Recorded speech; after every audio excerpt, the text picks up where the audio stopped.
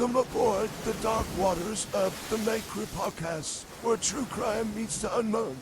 Each month we dive into the eerie, the unsolved, and the stories that haunt the shadows. If it's creepy, mysterious, or just plain unsettling, you'll find it here.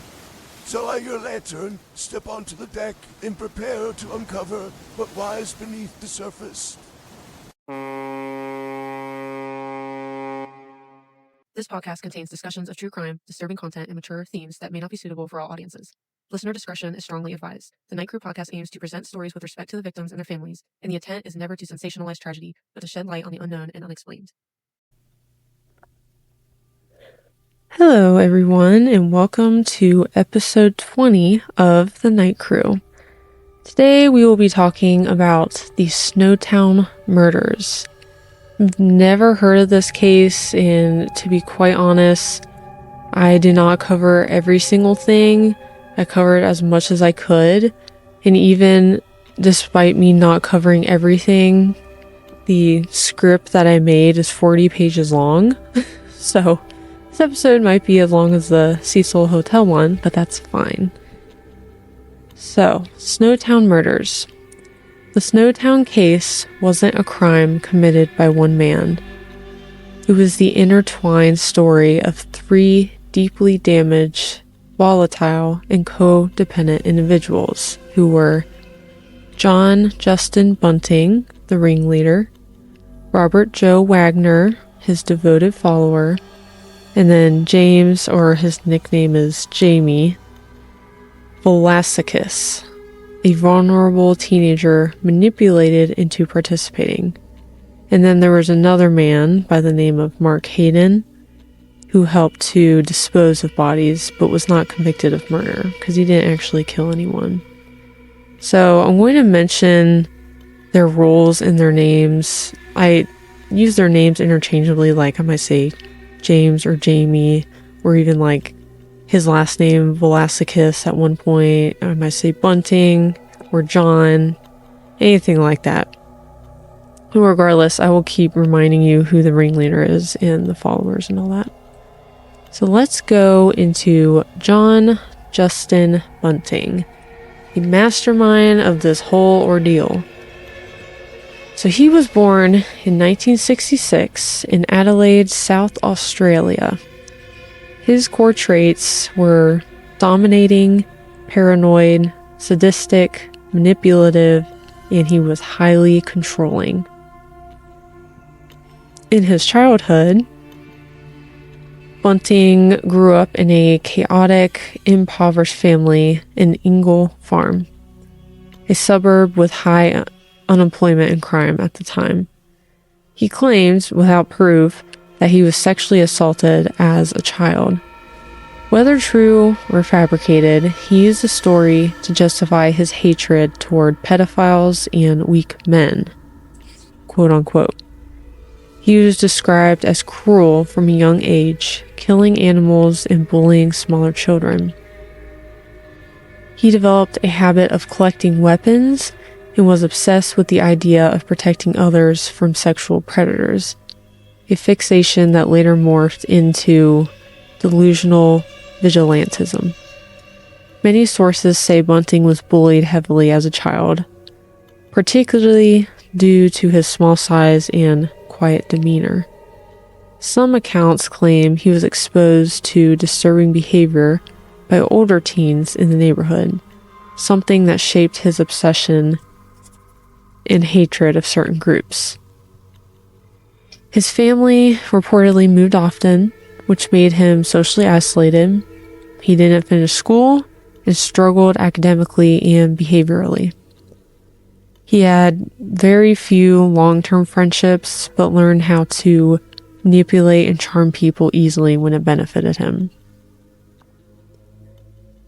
Then we're going to go into his teen and some of his adult history.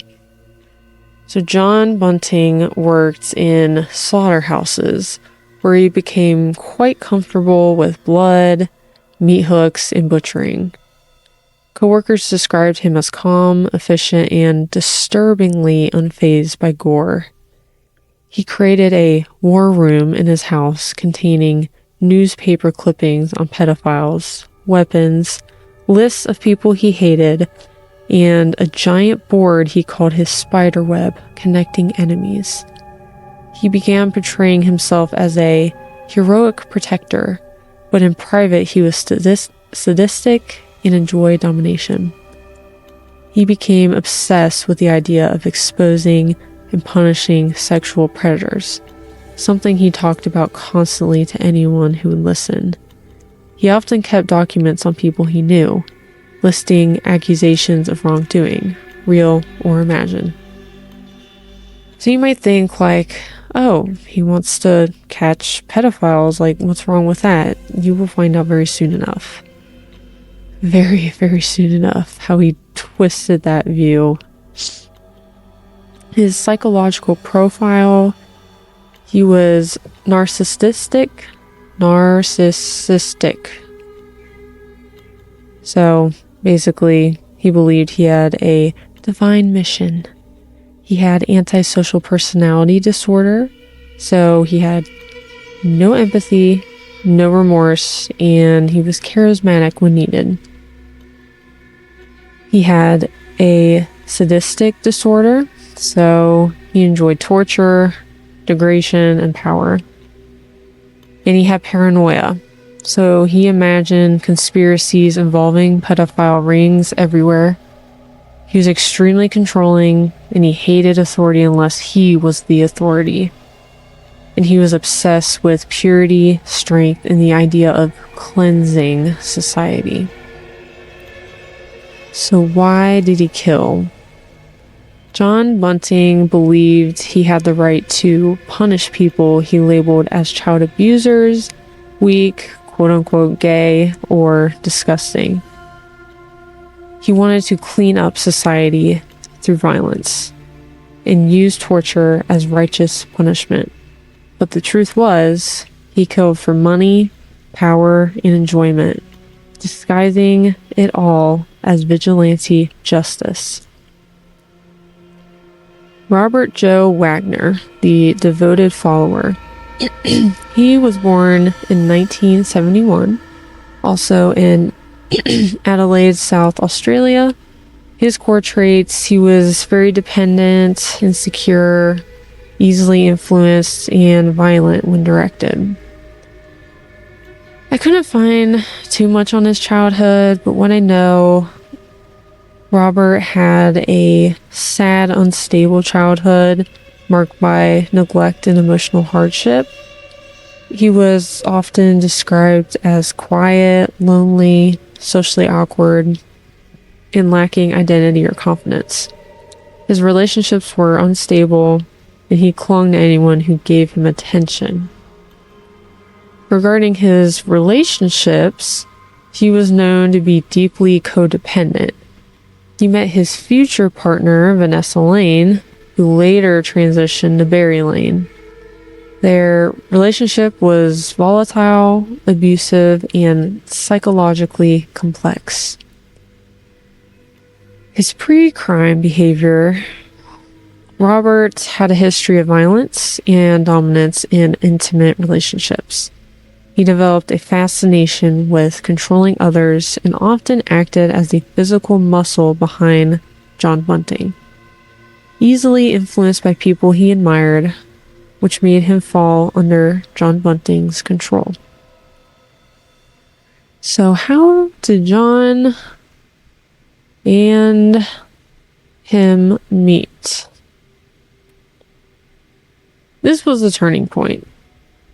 John Bunting became a father figure, a mentor, a source of approval Wagner had never received, and someone who made him feel very powerful. Soon, Wagner shifted from follower to accomplice. Bunting reshaped his entire worldview, turning him into a loyal soldier. And in regard to Robert's psychological behavior, he had dependent personality disorder, so obviously he was emotionally reliant on Bunting. He had low self-esteem, so he needed validation. moral flexibility, so he was easily manipulated into believing the killings were justified. He developed sadistic behaviors over time, especially in later murders. And he was seen as someone who followed brutal orders without hesitation, once under the influence of a stronger personality. Why he participated. Robert Wagner participated because he wanted John Bunting's approval and praise. He enjoyed the sense of belonging and power, and he was financially dependent on the murder ring since they stole victims' welfare checks. His loyalty reached a point where he assisted in extreme torture, often smiling or laughing while doing so. James, quote-unquote Jamie, I said it right before, and now I can't say it. James Velasquez, there we go. The vulnerable teen recruit. So, James was born in 1979 in Adelaide, South Australia. His core traits: he was traumatized, manipulated, confused, and he sought out belonging. Childhood trauma. Jamie's background was severely abusive. He was raised mostly by his mother, with various male figures rotating in and out of the household, many of them abusive. He was sexually abused by multiple men, including his own half-brother and his mother's partners. He grew up in poverty and chaos. He suffered from untreated trauma, depression, and fear. And he often felt powerless, unseen, and desperate for protection. And then we go into how James met John Bunting. So John Bunting entered his life as, he was seen as a protector to him, a father figure, someone who listened, and someone who promised revenge for the abuse James suffered. Bunting's influence on Jamie was psychological grooming. He encouraged Jamie's behavior, told him abusers deserved to die, and he slowly involved him in violence. So regarding Jamie, their psychology, James had complex PTSD, severe childhood sexual trauma. He was easily manipulated and emotionally immature, and he desperately sought out male approval. So why did James participate in this? James didn't start as a willing participant. He was groomed, pressured, threatened, and emotionally entangled. But over time, he did participate, especially in the murders of people he personally disliked or feared. And then we go into Mark Hayden, the one that didn't kill anyone, but he was still involved. So his childhood and early life, according to court records at his sentencing, Mark had a troubled upbringing. So as a toddler, he was reportedly battered by a mentally unstable mother for trivial reasons, or sometimes no reason at all. So I guess she just abused him whenever she wanted. That's what it sounds like. And he lacked support from his father, and as a result, he withdrew socially. During school, he was bullied for years, which left him with a deep sense of fear and social isolation. The judge who sentenced him noted this background, describing how the abuse and neglect shaped his passive conduct and emotional numbness, traits that later helped make him complicit in the crimes. Also, the death of an older brother in a car accident during his adolescence reportedly traumatized him further, deepening his emotional withdrawal and detachment from others. So how did he get involved with these people and John. So Mark met the team lead perpetrator, John Bunting, in 1989 through a welding course. Later, they worked together building shipping containers. He was married to a woman, Elizabeth Hayden, whose sister was the partner of John Bunting, which created a family-like connection between them. Over time, under Bunting's influence, Mark became involved in the group's activities. Initially, perhaps only as a helper or support, but that support eventually included storing human remains, helping to move victims' bodies, and facilitating the concealment of crimes. So I'm going to go into group dynamics next. So basically, why this murder ring worked. This group functioned like a cult. John Bunting was the leader, charismatic, dominant. Wagner, loyal lieutenant. James, vulnerable recruit. And Mark, passive participant, not a primary killer. Together they formed a closed system where Bunting decided who deserved to die. Wagner carried out acts to impress him. Jamie joined out of fear, loyalty, and brainwashing. All of them benefited financially by stealing the welfare payments. Their shared belief, their victims were quote-unquote filth, weak, or pedophiles, which made killing acceptable to them. The making of a monster. So this is how the Snowtown killers came together before the crimes began. So now you've learned who these men were before all the violence took place. Now I'm going to go over again so you remember. John Bunting is the self-appointed vigilante with a hatred he carried like religion. Team leader, Robert Wagner, the impressionable follower who found a father figure in Bunting. James, or Jamie, Velasquez, he was a traumatized teen, desperate for belonging. And then Mark Hayden, the passive supporter who turned a blind eye to everything. So now it's time to explore how their worlds collided and how a perfect storm of vulnerability, manipulation, rage, and fear created one of the darkest alliances in Australian true crime history.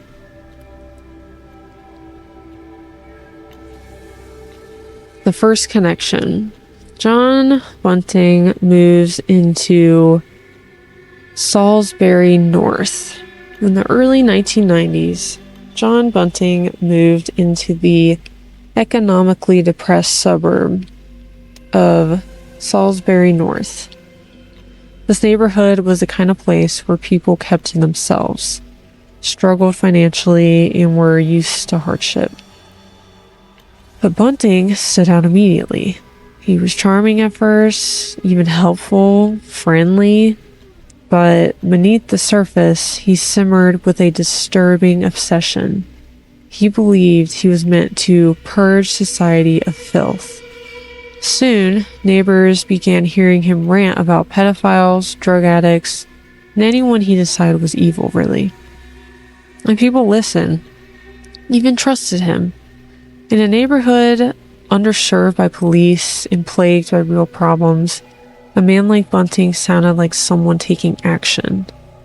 This is when he met Robert Wagner, a young man with little direction, little confidence, and a desperate need for someone powerful to follow. Bunting fit that void perfectly. The dominance of John Bunting. The manipulation begins. Bunting had a special talent. He could sense weakness. He became the protector, the man who stood up for the vulnerable. But slowly, he rewrote their beliefs. He planted fear, suspicion, and anger into the people closest to him.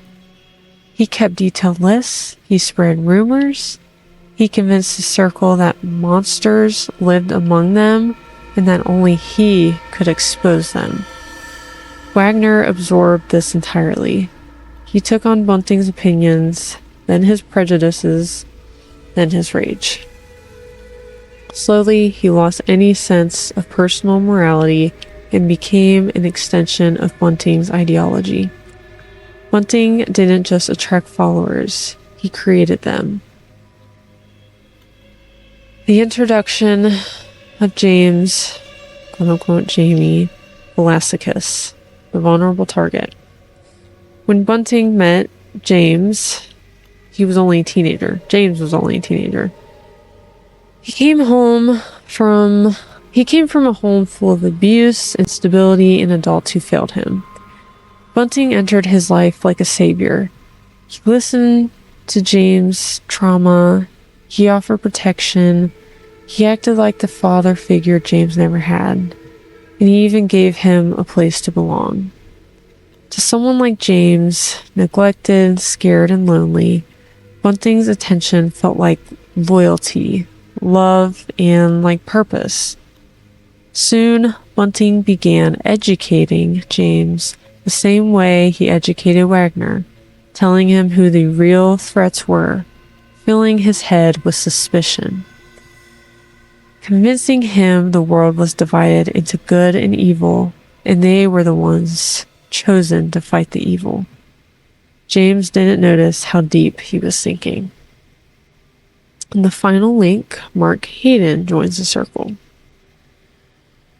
Mark Hayden was older, quiet, and compliant.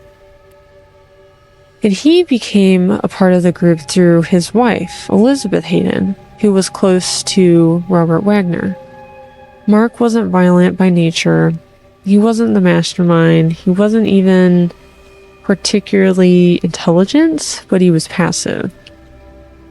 And passive people can be just as dangerous when placed under the influence of dominating personalities like Bunting.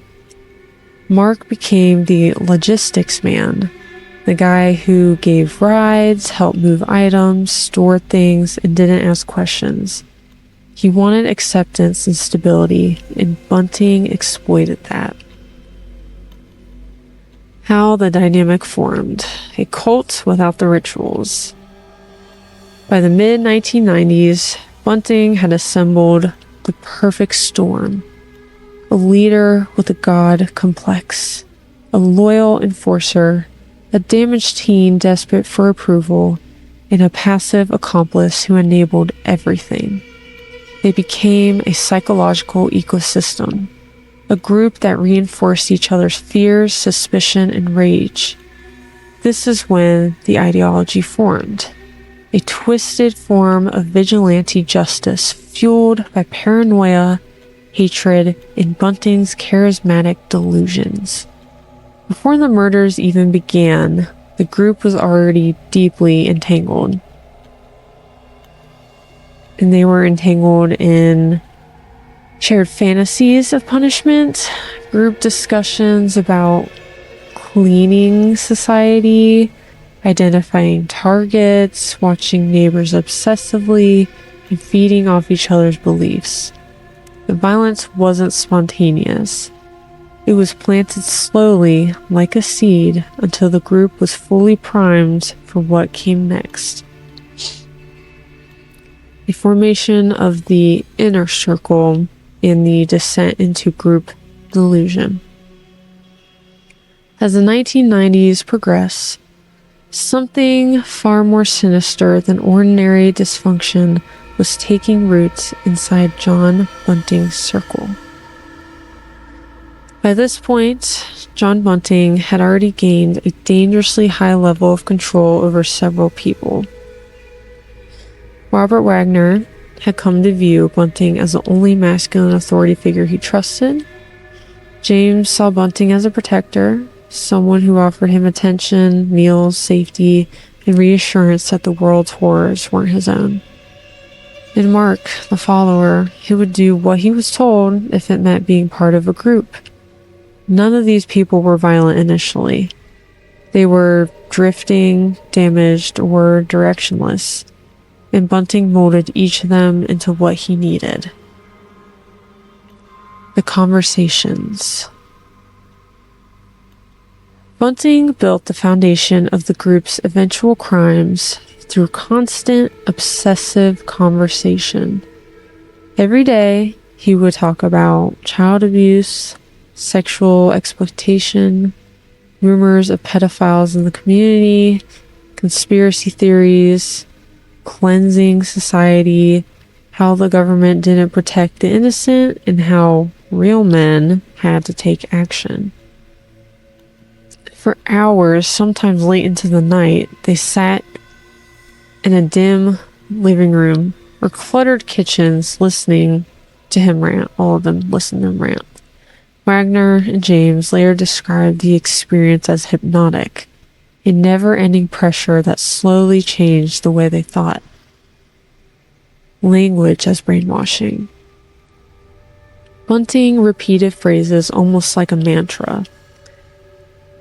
Some of the things he said were, "We are the only ones who care," or "No one else is going to stop them," "The world needs cleansing," or even "Weakness is evil." Over time, his followers began using the same phrases, repeating the same preconceived opinion, and adopting the same worldview. Before they even realized it, they weren't thinking for themselves anymore. Targeting outsiders and creating a moral mission. Another key tactic, John Bunting chose enemies. First, he targeted alleged pedophiles, then sex offenders, then people he claimed were dangerous. Eventually, the definition became so loose that anyone who annoyed him, anyone vulnerable, disabled, or dependent, could be labeled as a threat. This created a psychological framework. We are doing something righteous. That's what he believed. It was a dangerous cocktail of activism, delusion, and moral corruption, and it became the justification for everything that followed. Bonding through shared secrets. Bunting also introduced an ugly form of group bonding, like breaking into houses together, imitating people they disliked, writing anonymous threatening messages, or vandalizing targets. These small acts created a pack mentality and helped erase any remaining boundaries. For many of the followers, Wagner, Hayden, even James, these activities were the first time they felt part of anything resembling a family, and they did not want to lose that. Slowly, Bunting moved each follower away from the outside influences by discouraging friendships, feeding paranoia, convincing them that outsiders were dangerous, and by redirecting loyalty toward him alone. He became the sun they orbited. Elizabeth Harvey, James' mother, later said, "It always felt like John was in charge, like he knew more than the rest of us, like you didn't question him." This isolation was crucial because once the murders began, they had no one left to tell them what they were doing was wrong. Another side note, Elizabeth Hayden was in a long-term relationship with John Bunting. Through her relationship with him, her home became one of the central locations where manipulation, abuse, and eventually several murders took place. Her involvement was passive, and she wasn't convicted of murder or even charged with it. By 1994 to about 1996, the group wasn't just influenced by John Bunting. They were fully brainwashed at this point. They believed that they were protectors. They were acting with moral authority. The law was ineffective, and that they had a responsibility to clean society. They were ready to cross the line, but they didn't start with strangers. It started with people inside their own social circles. People they already knew. People they saw as weak links, problems, or burdens. And that is where the true horror begins. But we still haven't reached the killings. That comes next. The slide into darkness. During the late 1990s, the four men would later be known as the Snowtown Killers, and they were already living in an ecosystem of hatred, paranoia, and vigilante fantasy. Their lives had become a pressure cooker, one built on trauma, poverty, obsession, and mental decay. They began circling around a single idea. And that idea was that some people deserve to die, and we're the ones who should do something about it. But how they got to that point was a slow, disturbing descent. John Bunting's hatred had calcified into something colder by this time. It was ritualistic, planned, and almost clinical. He kept lists and wrote names on paper, on walls, and in notebooks. He wrote down people he thought were pedophiles, people he claimed were pedophiles, and people he simply just disliked. Anyone he perceived as weak, dirty, or inconvenient. Those lists were the earliest blueprint. He would stare at the names for hours, circling some, crossing out others, rewriting them in different orders. James would later say it was like watching someone arranging weapons on a table, lining them up until everything felt just right. Bunting also started collecting tools, not for killing yet, but for intimidation. He kept heavy chains, meat hooks, clamps, industrial pliers, duct tape, a cattle prod, a rifle, and a set of knives sharpened weekly, all neatly arranged in a shed, all cleaned obsessively, all ready. When people in the neighborhood heard metallic clinks or saw him carrying items in and out, he'd smile and say, "Just getting rid of some trash." No one realized he meant people. Robert Wagner was beginning to take on Bunting's ideology like a religion. He felt powerless all of his life, toward his abusive father, toward every boss who yelled at him, toward every partner who left him. Bunting made him feel like a warrior, like a protector, like someone finally worth something. Slowly, Bunting's ideology became Wagner's purpose. He stopped questioning anything. He stopped thinking independently. He became colder, more rigid, and more hollow. Wagner's friends later said that around this time, his entire personality shrank, as if Bunting had reached inside him and carved out everything soft. He became the type of man who would hurt someone, not out of anger, but out of obligation. James was now fully under Bunting's psychological control. Bunting complimented him, fed him, listened to him, made him feel seen, and most importantly, told him he mattered. No one had ever done that for him, and then Bunting twisted the knife. He told James, "You're strong because of what you survived. Weak people need strong men like us." Bunting spoke often, obsessively, about what should happen to child abusers. James, a survivor himself of that abuse, felt a dark fire ignite in his chest. That was the moment Bunting truly owned him. Not physically, not violently, but psychologically. James was being shaped into a weapon long before he realized there would be blood on his hands. And with Mark, he was never the mastermind, never the enforcer, but he was perfect for a support role. He learned how to dispose of items quickly, cover tracks, store objects without asking questions, and he could lie smoothly to friends and neighbors. He was passive, dangerously passive, too afraid to intervene, too eager to please.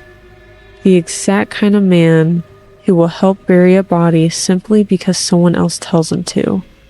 And Bunting loved having someone like that around.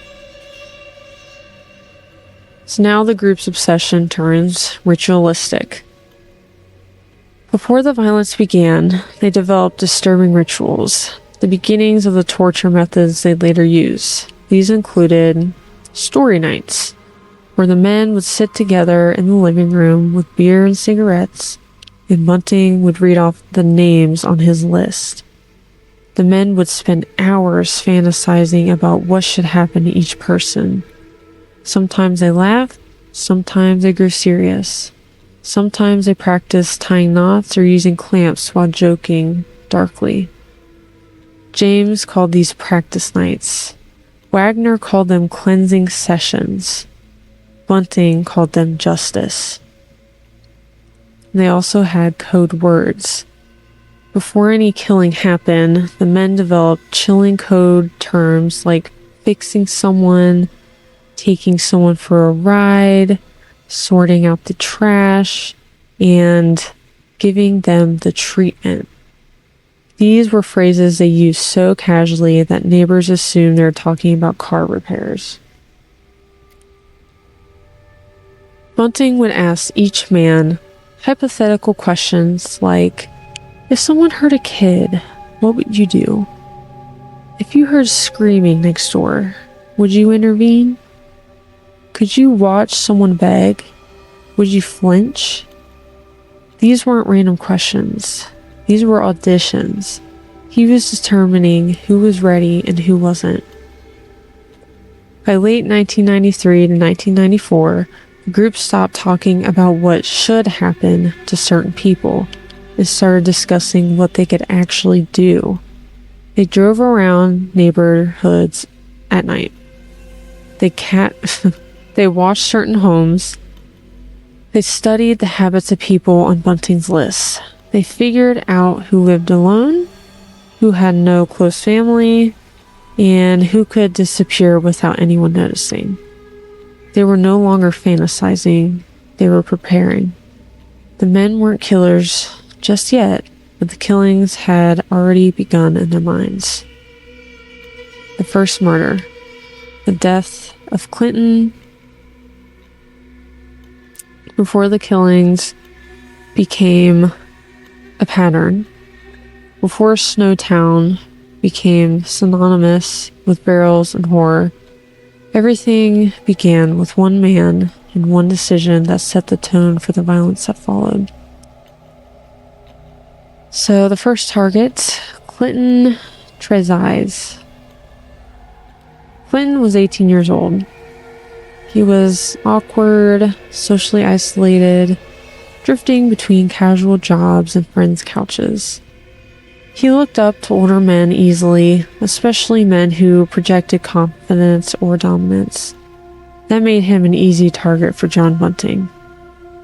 John had already begun building his identity as the protector of the neighborhood, the man who hated abusers, pedophiles, and anyone he considered dirty. He used intimidation almost like a sport. Clinton admired him, wanted his approval, and that made him disposable. So why was Clinton chosen? John Bunting believed Clinton had spoken badly about him behind his back. That was all it took. With John's pathological need for control, perceived disrespect wasn't just an insult. It was a threat to his dominance, and threats had to be erased. He also used Clinton's death as a test, a way to pull Robert Wagner deeper into his orbit and affirm their bond through violence. In many ways, Clinton was a sacrificial victim used to cement John's power over his followers. The murder. It was the evening of August 1992. Clinton was lured to the house under the impression of hanging out. Nothing felt off at first. The usual group was there: John, Robert, and a couple of others drifting in and out. Clinton had no idea they had already decided he wouldn't leave alive. The ambush. At some point in the night, John gave a subtle nod. Robert approached Clinton from behind, looping a nylon rope around his neck. Clinton panicked instantly, clawing at the rope, trying to scream. John didn't join in immediately. He wanted Robert to prove himself. When Clinton fell to the floor, kicking and gasping, John finally stepped in. He leaned in close, sneering into Clinton's ear, calling him a liar, a coward, blaming him for things he never actually did. His voice was calm, almost instructional. Clinton's struggles slowed. His fingers scraped at the carpet. His face darkened. The rope bit so tightly into his skin that it left a deep purple indentation that investigators would later note as one of the only clear signs of what happened to him. John watched him die without a flicker of hesitation. There was no ceremony, no panic, just problem solving after his death. Clinton's body was wrapped, loaded into a car, and disposed of in a remote area. Because Clinton lived such a transient life, no one reported him missing immediately. And John learned something important that night. They could get away with murder. The success strengthened him. It confirmed his belief that he had the right to decide who lived and who died. And most importantly, it strengthened Robert's loyalty. The violence would only escalate from there. The discovery of the body of Clinton. It wasn't until 1994, 2 years later, that Clinton's remains were discovered on a remote property near Lower Light. The condition and placement of the body made it clear to police that this was a homicide. Deliberate, concealed, and planned. At the time, however, investigators couldn't link the murder to any particular suspect. There were no witnesses, no clear motive, and no forensic trail leading to a killer. Why this death mattered to the timeline. Clinton's murder became recognized as the first killing in what would later be uncovered as one of Australia's most disturbing serial murder cases. It marked the beginning of Bunting's reinforcement of his self-assigned role as vigilante. It tested the methods and manipulation tactics he would refine with later victims, and it established psychological dominance over associates who would eventually assist him. Clinton's death was the quiet start of a pattern that authorities would not understand until nearly a decade later, when the barrels were finally opened in Snowtown. The killers evolve, the gateway murders begin. By the mid-1990s, something inside John Bunting had shifted. What began as vigilance, a warped crusade against people he labeled filth, hardened into a worldview where murder wasn't just justified, it was necessary. He had built a tight circle around him. Men who were broken, searching, or easily influenced. And he fed them a steady diet of rage and purpose. Clinton became the first real test of that power. A young man with no stability, no family watching closely, no community that would notice him missing. He was vulnerable, and that made him perfect. After Clinton's murder, something cracked open. For Bunting, it was confirmation. Confirmation that he could decide who lived and who didn't. Confirmation that he could kill, hide a body for years, and walk away without consequence. And the others? Robert, James, Mark, they all watched him do it. The men who surrounded Bunting didn't just admire him, they feared him, depended on him, and in their own ways, they craved the power he promised. The group began sharing a vocabulary, like cleaning up, taking care of it, sorting someone out. These weren't just phrases. They were the stepping stones toward systematic torture and murder. By the time Barry Lane entered their orbit as a target years later, the group was no longer experimenting. They were operating like a unit, a distorted family, a hierarchy built on domination. Clinton had been the first, but after him, the gateway opened, and it wouldn't close for nearly a decade.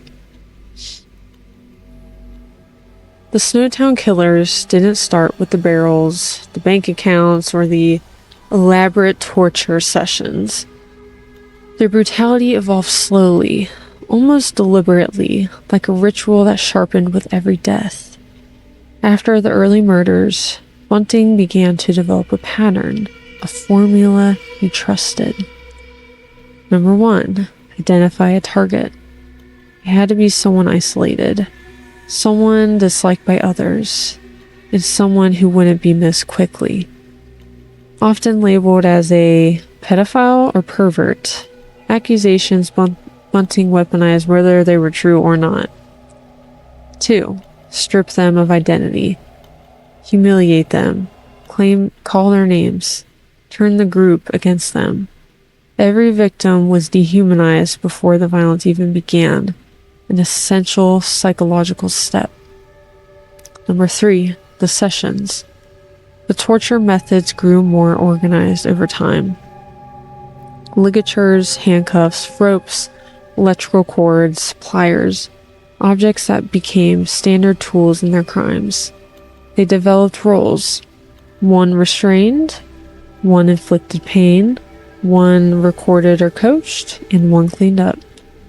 It wasn't random anymore. It was a system. 4, the signature move. Forcing victims to read scripts or record messages that suggested they were alive and willingly leaving town.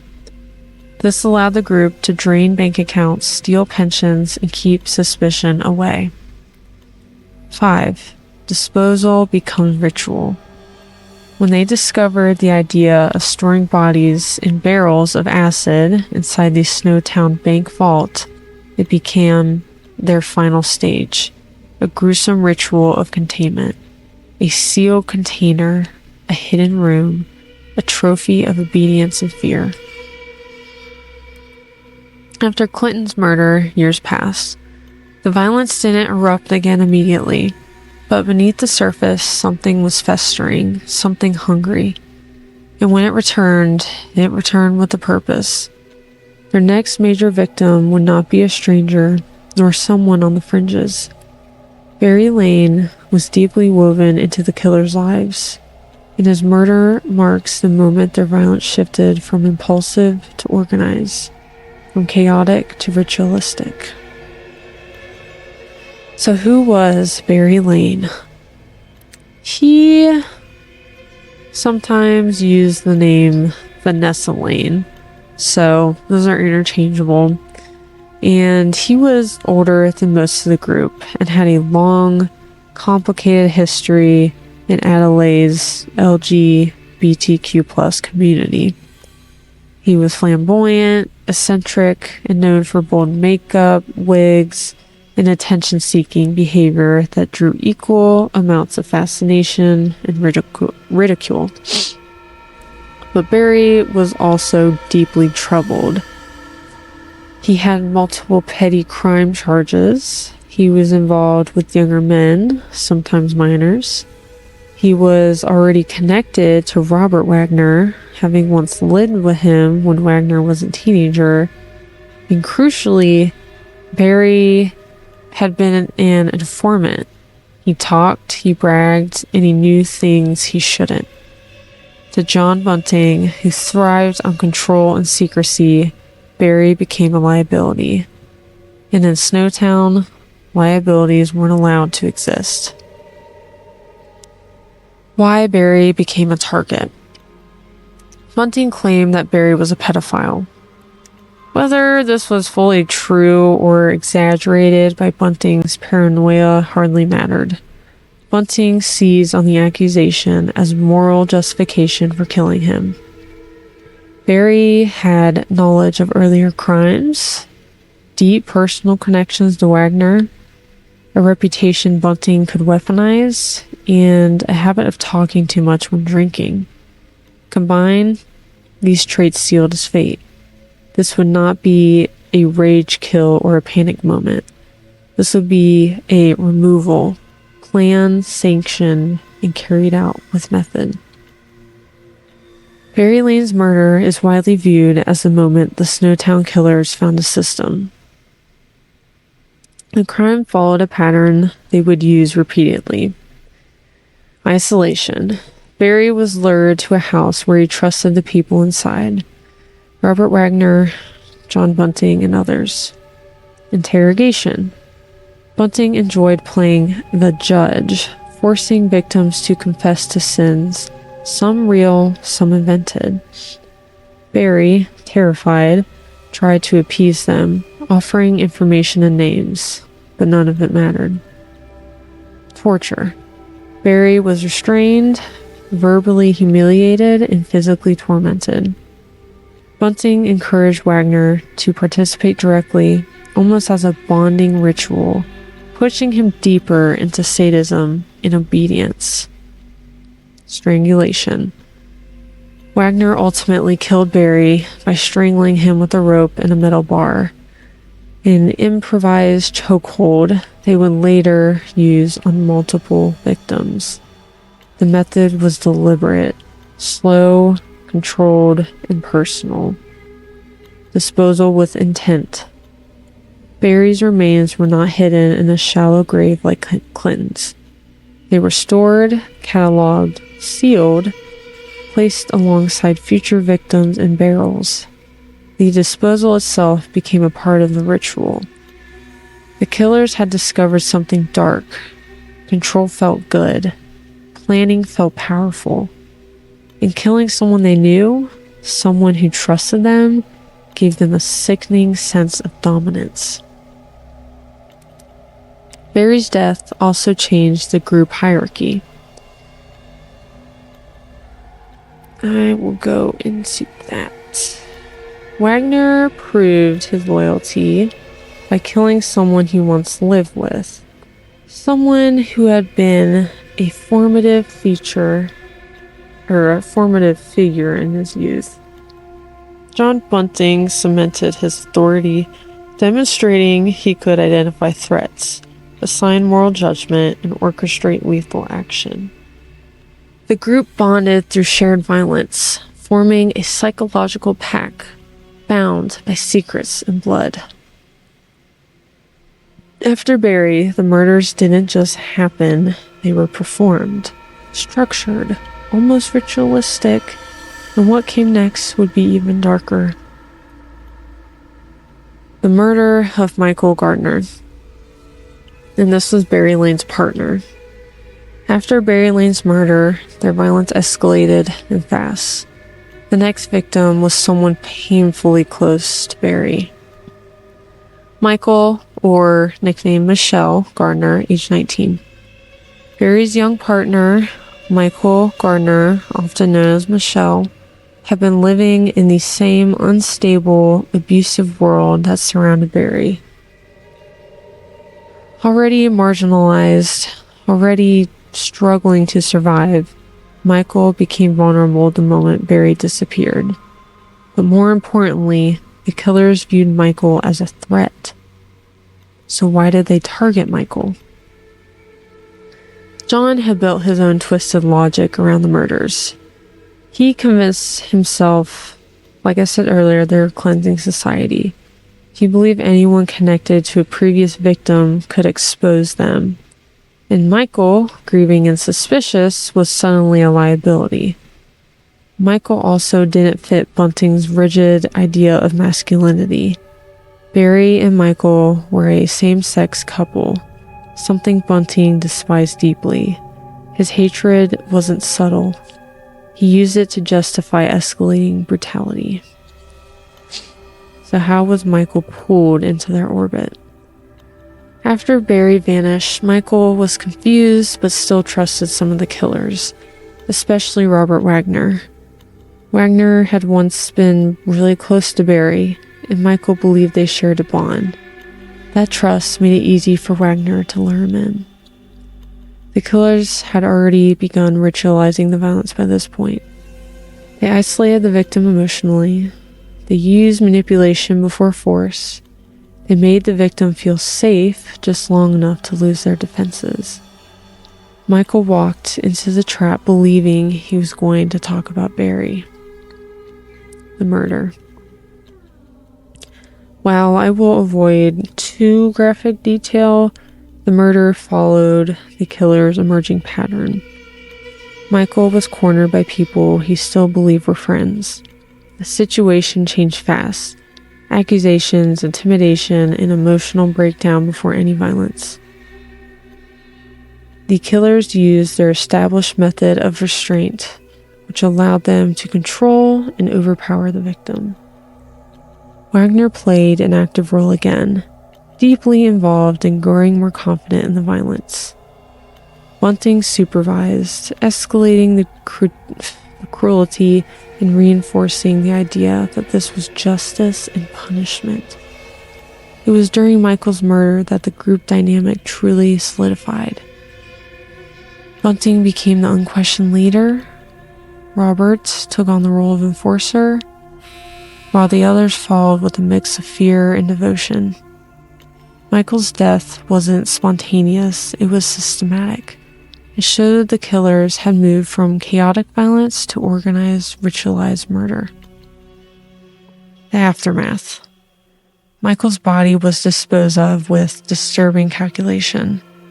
Essentially, Bunting and Wagner disposed of Michael's body by taking it to a remote, heavily vegetated area outside metropolitan Adelaide and abandoned it there. This location ensured rapid decomposition, animal scavenging, destruction of evidence, and difficulty in recovering identifiable remains. Overall, it worked, and his remains have never been found. But more important than the logistics of what this murder represented, the killers no longer needed a reason to kill. It was just a feeling, a suspicion, a prejudice, or a convenience. They were becoming efficient and emboldened, and they believed nothing could stop them. With Michael gone, the group felt untouchable, and that confidence set the stage for their descent into even more disturbing acts. The murder of Troy Ude. By the time John and Robert turned their attention to Troy, their killings were no longer experiments. They were a system, a way of cleansing the world of anyone they personally believed was filth.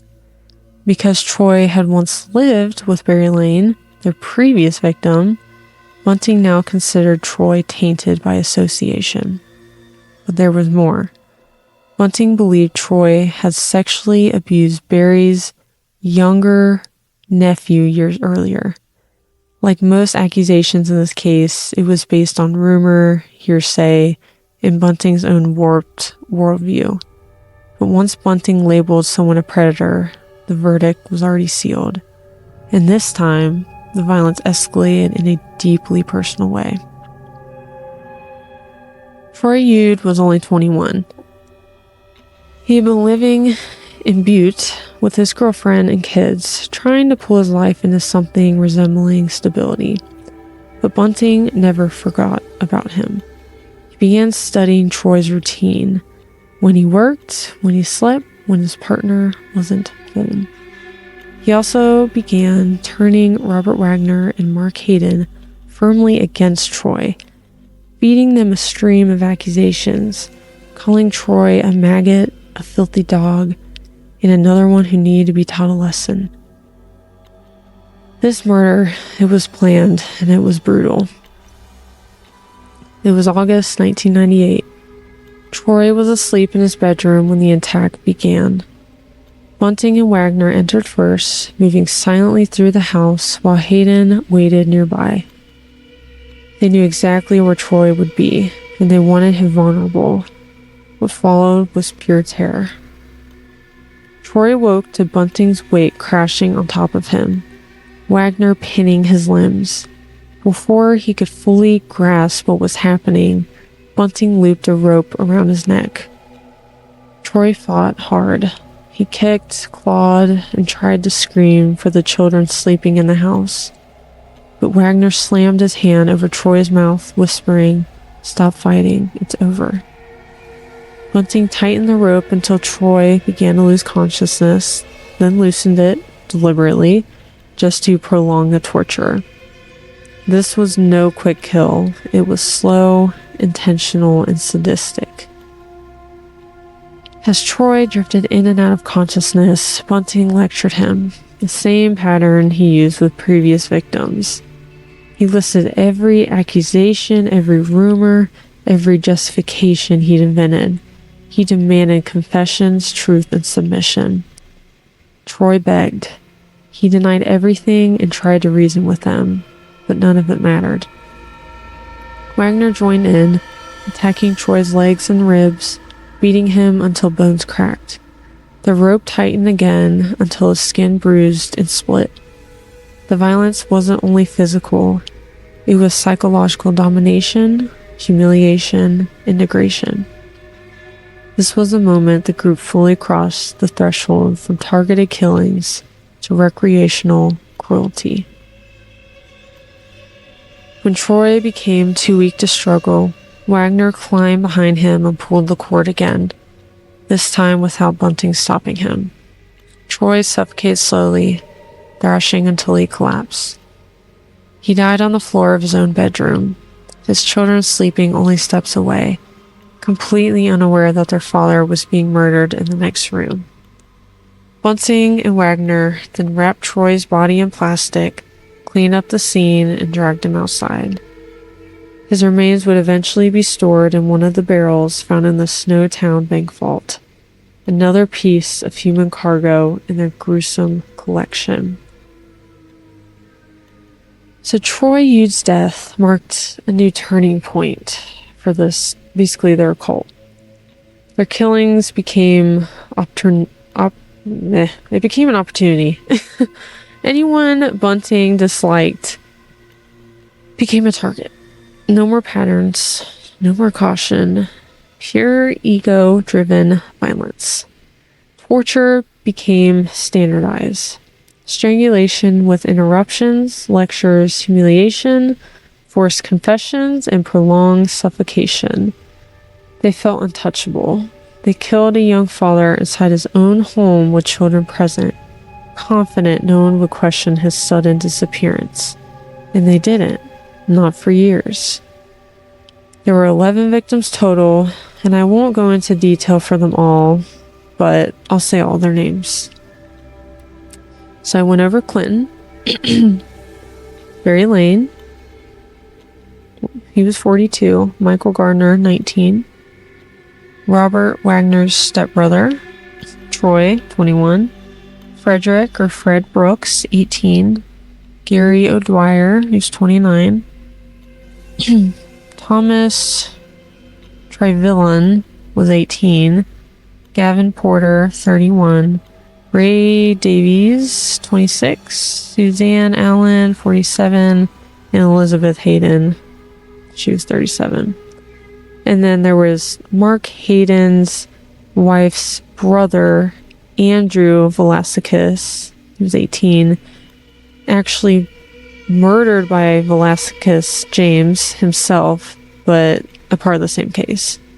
Basically, he killed him. This wasn't a part of the whole group thing, but it's still part of the same case. And then I just want to say, why it's hard to get a clean order of death list in this case. The killers moved bodies over years. Victims murdered in different places and times, then their remains relocated to barrels and vaults. Some victims were only identified years later, so the question when they died and when they were found are often far apart. Media reports and public sources sometimes list victims by when remains were found, not by murder date. It causes confusion if you're trying to follow a chronological murder timeline. Okay, in the barrels, how did they fill up? The killers didn't kill all victims at the same time. Instead, they murdered people over a 7-year period and began storing bodies piece by piece. Here's how the barrels became full. Early victims were buried or dumped. Clinton was buried in a shallow grave. Ray Davies and Suzanne Allen were also not originally put in barrels. The barrel phase started later. Around 1997, Bunting and Wagner changed their disposal method and began using plastic barrels to store dismembered bodies preserved in acid, salt, and cold temperatures. They moved those barrels to Snowtown. The group kept the barrels in various locations, a shed, a backyard, and homes they lived in, until 1999 when they moved them to the Snowtown Bank Vault, an abandoned building that Mark Hayden was leasing. The barrels contain 8 bodies.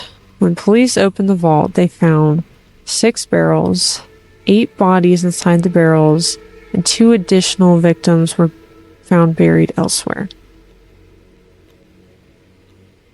Each barrel usually contained 1 body, but some held multiple dismembered remains, especially of victims processed around the same time like Brooks, O'Dwyer, and others.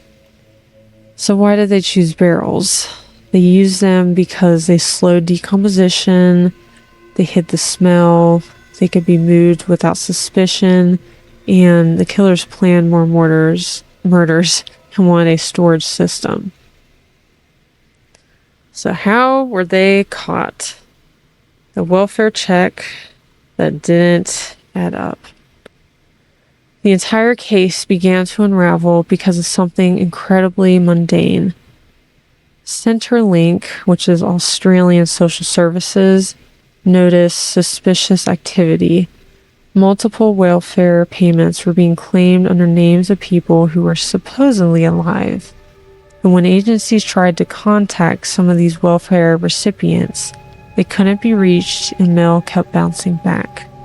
Even stranger, benefits were being collected long after some of the individuals had vanished from their communities.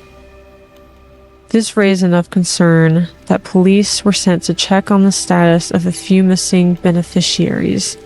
That was the spark that began everything. The missing persons investigation widens. Detectives began searching for a handful of people who had dropped off the map, including Elizabeth Hayden, the wife of accomplice Mark Hayden. Her husband claimed she left. Family said she would never disappear like that, and police noted inconsistencies in Hayden's story.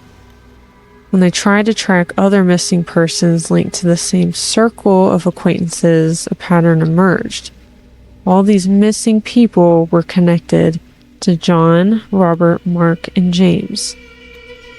And the deeper police looked, the more frightened neighbors became, whispering that this group was violent, controlling, and obsessed with punishing people they believed were weak or undeserving. Police got their biggest break when they brought in James, the youngest member of the group. Detectives questioned him repeatedly, noticing he was nervous, he contradicted himself, and he showed fear whenever Bunting's name came up. Eventually, after hours of questioning and the realization that police already had growing evidence, James broke down. He told detectives, "There are bodies in the bank vault." This confession ended nearly a decade of undetected killings. On May 20th, 1999, police obtained a warrant to search the abandoned old bank building the men were renting. Inside the vault, detectives found 6 plastic barrels, each sealed, each filled with decomposed remains, each containing evidence of torture and mutilation. Detectives described an immediate, overwhelming chemical smell. Inside the barrels were human remains, confirming the nightmare James had described. This gruesome discovery became the centerpiece of the entire investigation and later trial.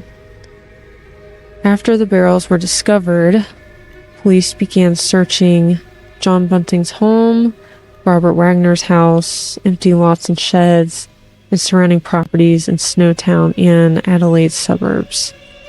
There, they uncovered body parts, tools, clothing, personal belongings of the missing, and notes detailing banking and welfare details of victims. The welfare fraud evidence tied directly to multiple deceased victims, strengthening the case. Once the barrels were found, the killers could no longer hide their involvement. Wagner admitted to participating in killings but blamed Bunting for the planning. Hayden denied he killed anyone but admitted helping move bodies. James provided the most detailed inside account in exchange for a lighter sentence. Bunting said very little, but the physical evidence was overwhelming. The very thing that helped them carry out murders, their tight-knit extremist group, became their undoing. Their lies contradicted each other, their welfare fraud trail connected every victim, and their houses contained enough evidence to convict them several times over. Once police matched missing person reports, welfare data, confessions, barrel remains, and property evidence, the entire operation collapsed. So from May 21st to the 23rd in 1999, Bunting, Wagner, and Hayden were arrested. Later in 1999, James was also arrested after giving a full confession. The murders were now undeniable, and the Snowtown case became one of Australia's most infamous crimes. The trial. The Snowtown murder trial became the longest in Australian history, lasting almost a year. Star witness, James. James turned on Bunting and Wagner. He gave detailed testimony about the killings, the torture, the motivations, who participated in each murder, and where bodies were moved. His testimony was devastating and essential for conviction. The prosecution strategy. Prosecutors presented hundreds of exhibits, including tools and forensic evidence, DNA analysis from the barrels, welfare documents showing fraud, bank records, letters and forged signatures, and witness testimony from family members. They painted the crimes as a cult-like group driven by hatred of pedophiles, many falsely accused, control, thrill, and violent dominance. On the other side, the defense lawyers tried to argue that the murders were committed by another member, there were mistakes in testimony, and there was foul play exaggerated by James. The verdict? John Bunting, guilty of 11 murders. Robert Wagner, guilty of 10 murders. James pled guilty to 4 murders. Mark Hayden, convicted of assisting in murders, not murder itself. John Bunting, life imprisonment, no parole ever. Robert Wagner, life imprisonment, no parole. James, 26 years minimum before parole eligibility. Mark Hayden, 25 years before parole consideration. So post-trial. John Bunting, serving 11 consecutive life sentences with no parole ever. He had been moved multiple times due to safety concerns. Other inmates considered him dangerous, but also hated. Reports from insiders said he remained manipulative, he showed no remorse, and He was involved in minor prison violence, though nothing like his crimes. He was often kept in high security, restricted movement conditions. John passed away in 2023 in prison. Reports say he died of natural causes. Robert Wagner, also serving 10 life sentences, never to be released. He adapted poorly to prison. He became introverted, paranoid, and fearful of retribution. And he attempted to distance himself from Bunting. Multiple correction officers described him as emotionally fragile and broken. Robert passed away in 2024. Reportedly, he had serious long-term health issues. James, sentenced to 25 years minimum. He was eligible for parole this year, actually. As of the latest reports, he has been moved to protected custody. He reportedly completed counseling programs, though critics argue he's still a follower who could be dangerous under influence. Many of the victims' families have sworn to protest every parole hearing he ever has. No confirmation of parole being granted. His case has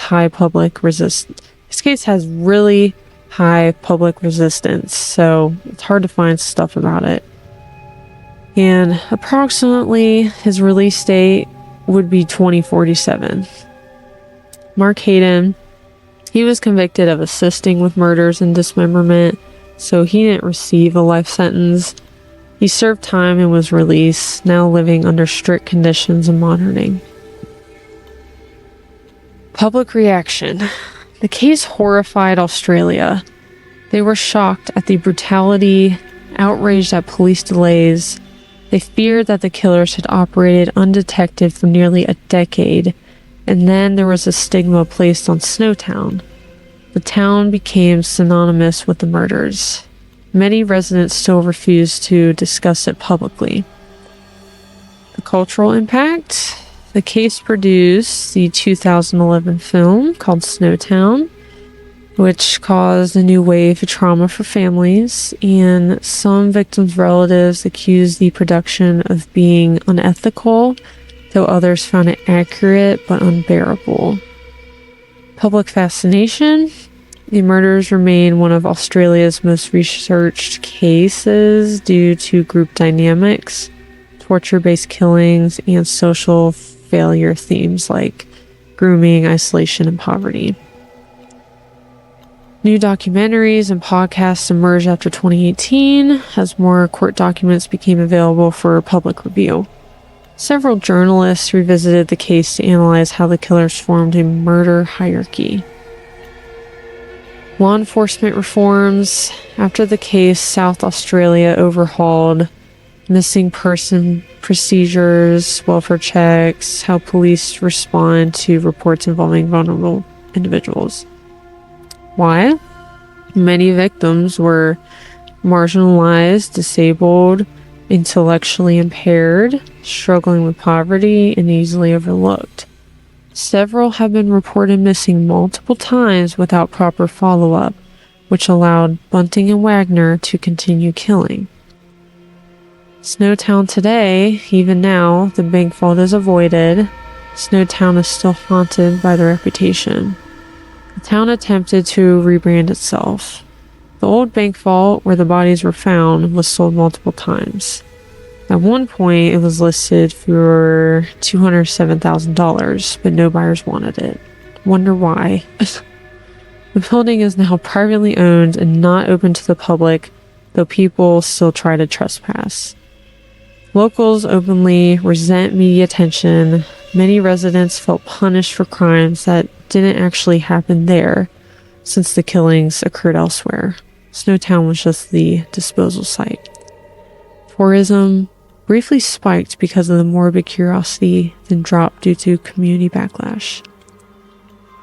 Families of the victims still push for better missing persons procedures, advocate for mental health support, speak about the dangers of welfare fraud rings, and they memorialize their lost loved ones. Many families express decades-long grief complicated by learning the torture their loved ones suffered, how they learned that multiple bodies were stored together, and the method of disposal. Their families spoke out in interviews saying that their deaths were erased by the sensationalizations surrounding the killers. Several relatives received counseling funded by the state, but many say it was not enough. So what about James's family? His family, especially his younger siblings, were placed under new identities for protection since they were minors in the house during some of the killings, and they faced intense bullying and media pressure.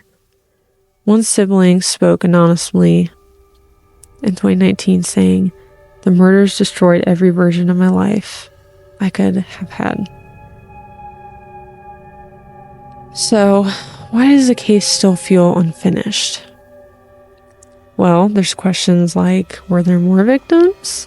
Some investigators suspect that there have been additional victims who were never identified, especially in early years before the known murders.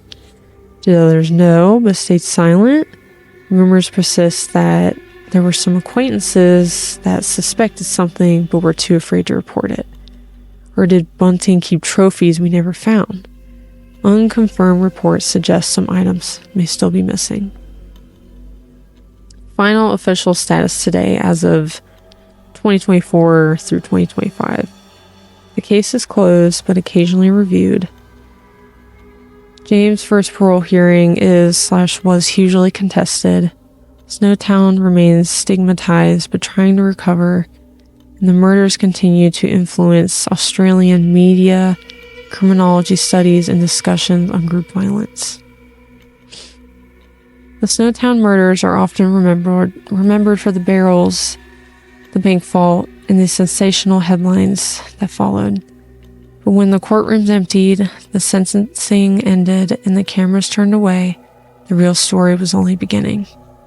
In the years after the trial, Snowtown itself was forced to rebuild, not physically, but emotionally. What was once a quiet, struggling rural town became synonymous with horror. Families who had lived there peacefully for generations suddenly found their home transformed into a landmark for dark tourism. Many residents refused to speak to outsiders. Others said the town's name had become a curse they never asked for. Elizabeth and the surviving members of her family entered witness protection. Their identities and locations remain undisclosed.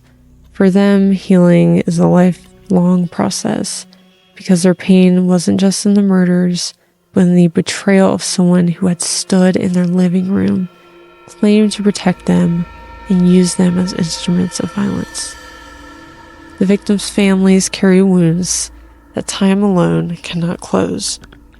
Some have spoken about their grief, others stay silent, but all of them are part of the legacy of this case. In the barrels, most were destroyed by the South Australian government after the trial, a symbolic act, an attempt to close the door on one of the darkest chapters in the country's history. Still, something lingers, a question that echoes long after the facts are laid out. How does ordinary life twist into something this monstrous? How does influence become control? How does a community collapse so completely that no one sees what's happening behind closed doors? These are the questions Snowtown leaves us with. Questions without easy answers, because the truth is far more unsettling than fiction ever dared to be. Thank you for joining me for this deep dive into one of the most disturbing and complex cases in true crime history, especially in Australia. As always, if you enjoy these episodes, make sure to follow, subscribe, and share the podcast with your friends or family who love dark history as much as you do.